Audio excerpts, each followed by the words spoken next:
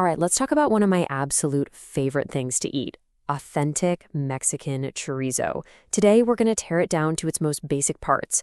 We're going to deconstruct a really traditional recipe to figure out the exact formula that makes it so, so good. So what is the secret? I mean, is it the meat?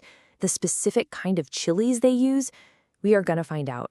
We're digging into a recipe that basically gives us the whole blueprint. And trust me, a huge part of the answer, it's probably not what you're thinking. So, this is our guide, this old school recipe for what it calls Mexican hot sausage. Now, it looks pretty simple, right? But the real genius, the magic, it's all in the details. And that's exactly what we're going to pull apart, piece by piece. Okay, first up, let's get into it. We are deconstructing a classic.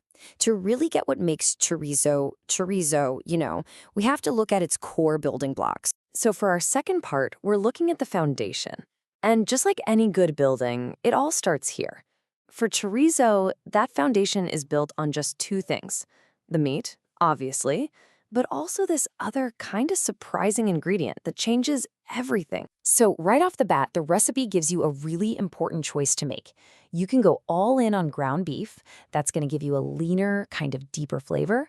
Or you can do the classic 50-50 split with ground pork, which brings in more fat and, let's be honest, a lot of richness. So that first decision? Totally up to you. But here's where it gets really interesting. Look at this. Before we even talk about spices, this recipe puts vinegar right at the top, in all caps. It's not just another item on the list. It's being highlighted for a very, very good reason. This thing is important. And here's why. The vinegar isn't just there for a little tang. No, it's a total game changer for the texture. The recipe says you have to mix 1 full cup of white vinegar directly into the meat first, before anything else. What this does is it actually starts to cook or cure the meat, firming it up and getting it perfectly ready to soak up all those amazing spices we're about to add. All right, now that the vinegar's done its job on the meat, it is time to build that iconic flavor. So if the meat and vinegar are the foundation, the chilies and spices, well, they're the soul of the chorizo. This is where it really comes alive. So once that meat is prepped, we start layering in our flavor base. And it's a classic, powerful trio. You've got your salt, of course, a very generous 3 tablespoons of oregano for that earthy, almost floral note, and then an entire head of crushed garlic. Yeah, a whole head. We're not messing around here. But as important as those ingredients are, they're really just the backup singers.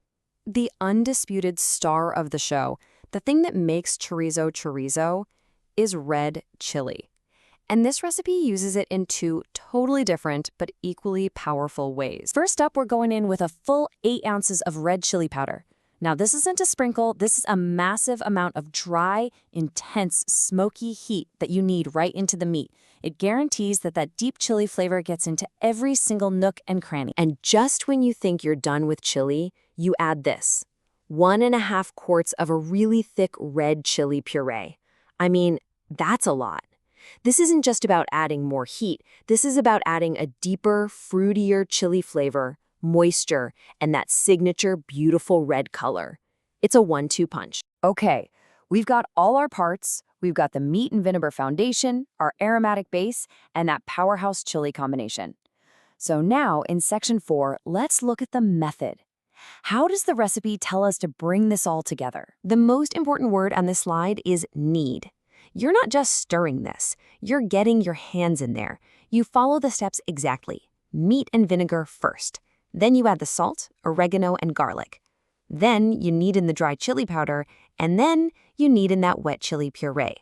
It's this step-by-step process that makes sure everything is perfectly mixed before it sits for an hour to marinate and let all those flavors become friends. So after that hour is up, there's one last little step. You drain off any extra liquid that's come out. This just makes the flavors even more concentrated and intense. And from there, it's good to go. You can stick it in the fridge to use this week or pop it in the freezer for later. So after all that work, after all that kneading, what's the point? Well, this recipe doesn't leave you hanging. Let's move to our last section, the delicious payoff. And there it is, right from the source, the perfect way to enjoy it. You fry up your homemade chorizo, mix it into some scrambled eggs, And serve it all with warm homemade tortillas and a fresh salsa. I mean, come on. It's so simple, so rustic, and it is the absolute best way to taste all that complex flavor you built from scratch. So there you have it. We've totally deconstructed the formula. It's all about the meat transformed by the vinegar, that aromatic base of garlic and oregano, and that incredible 1-2 punch of chili powder and puree. The blueprint is all yours now. So the only question is, what are you going to make with it?